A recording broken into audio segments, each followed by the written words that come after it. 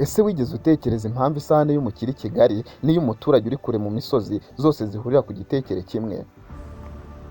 Mbere y'uko uriya mureti ukugeraho mu gitondo i Nyarutarama, hari umuntu wabyutse mu gicuku i Musanze ikime kikimuri mu maso agahura n'isuka mbere y'uko ahura n'umugore we cyangwa umugabo we. Uyu munsi ntabwo nje kukubwira amakuru asanzwe, nje kuguha inkuru y'urukundo ruri hagati y'igitaka n'umubiri wawe. Ikiganiro ni Menya n'ibi. Umunyamujyi agura ibiryo mu mafaranga, ariko umunyacyaro abigura mu cyuya. The Elemento TV niryo darapo rihuza imibereho yombi. Umubyeyi uri mu murima w'uyu munsi ntabwo agihingira gushira inzara gusa, ubu ari guhingira amashuri y'abana, ari guhinga kugira ngo yubake inzu nziza, ari guhingira ishema ry'u Rwanda.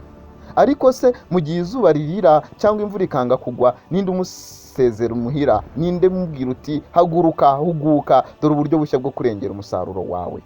Ubwenge si ukumenya gusoma gusa, ni ukumenya gusoma ibihe. Ubu ntabwo tugihinga imyumbati gusa, turi guhingira ubuzima. Kuri wowe wicaye mu modoka i Kigali utashye, n'uwicaye ku musego w'ibyatsi kure mu cyaro, uyu munsi ndagira ngo nkubwire nti agaciro k'u Rwanda ntikakiri mu mabuye y'agaciro gusa, kari mu kiganza cy'ufite isuka ariko akagira n'ikoranabuhanga mu ntoki. Iki cyegeranyo si icya mbere n'icya nyuma, ni intangiriro y'urugendo rugana kwigira. The Elemento TV, wowe uri umugenzi.